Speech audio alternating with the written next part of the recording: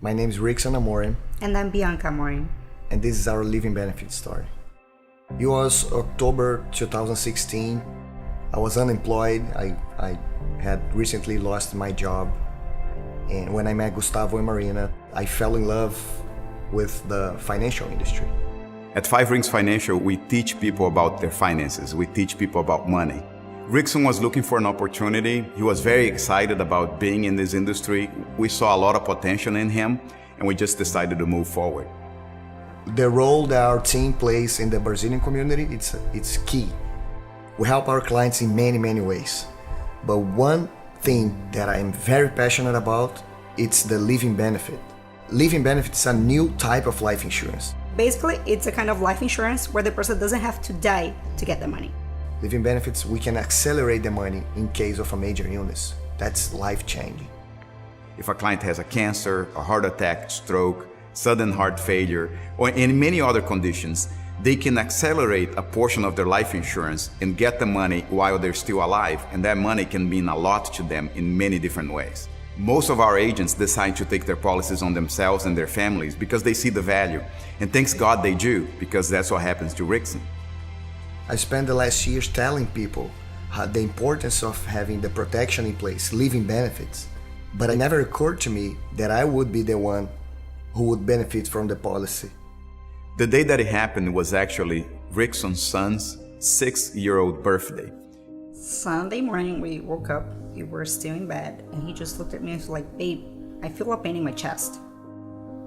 And I just heard that noise. I knew it was him, and I ran to his side of the bed to see what was going on. He was already on the floor, face down, and then when I turned him, he was just not breathing anymore. We called 911. And I was trying to do CPR, but again, I got emotional. I was doing it all wrong. And our friend, he's a diver, so he just jumped in and he started doing CPR. Thank God, because the doctor said that's the reason. Saved my life. Saved his life. And then the paramedics got there, I think 4 minutes after, and they just did the defibrillator, and they told us that he was having a cardiac arrest. So they took him straight to the emergency room. The doctors wouldn't talk to us for a while. I was calling everybody, letting Marina, Gustavo, everybody know. When I heard the news, we were like, it must be a mistake. Especially because he's very young. He's only 32. On the way in, we got a phone call saying, "Don't come to the party, come to the hospital instead." When they said they were going to induce him in a coma, then we thought like it must be something really serious. Get scared. Yeah. And that moment, it hit me like, is he gonna come back? How is he gonna come back? Like, how are we gonna do it? Is he gonna be the same Rickson? I knew he was protected financially, and at the same time, we were all praying that he would be okay physically. And that's when the team got together as more than a team and more of a family of people. But it's almost like somebody from our family needs us, and we all just got together to do it.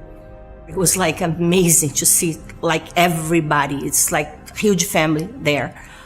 The hospital had to get a special room to accommodate all of us there.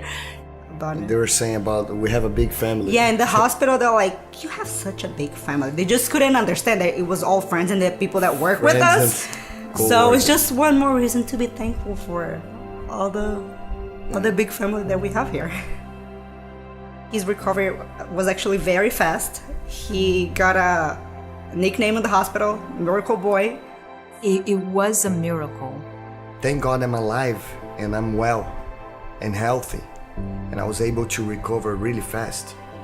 We recently just got married about a month ago. But the money from the living benefit policy helped us to cover a few living expenses. I was at home for what, 50 days, 45, 50 days. We've got over $250,000 in living benefits. So it was a good money. We always recommend everyone to be covered and have this living benefit policy in place. But when you go through this, it's a different story. To see that so close, to see this with somebody that is so young, he's super fit, he's the life of the party. Nothing could happen for somebody like that, right? wrong. It could happen to anybody. So I always joke with my clients. I say, hey, do you breathe? And I'm like, yeah, Claudia, of course I breathe. Then you need living benefits. Every single person on earth needs to have living benefits. We are so grateful for everything. Meeting Gustavo and being on the industry, working with these products, the couple that were sleeping in our house that day specifically, the paramedics arrived in like 4 minutes. They were like passing by our condo. The result of all those little things, it's me being alive today. And for that, we're very grateful. I think God looked and said, I'm gonna save that guy's life today. He's not gonna die. So we're beyond grateful, really. I'm very grateful this was a bump in the road after all. It was a big bump, but a bump in the road nevertheless. Now Rickson and Bianca are fully recovered. They have seen this from the past. They're moving forward. They are even more motivated to keep expanding their agencies and are super committed to the financial industry. It changed our life. Out of nowhere. Out of nowhere. It just happened. So if we're passionate about it before, now we're way more passionate. So do your due diligence, be covered, get your family protected. You're not gonna regret, not at all.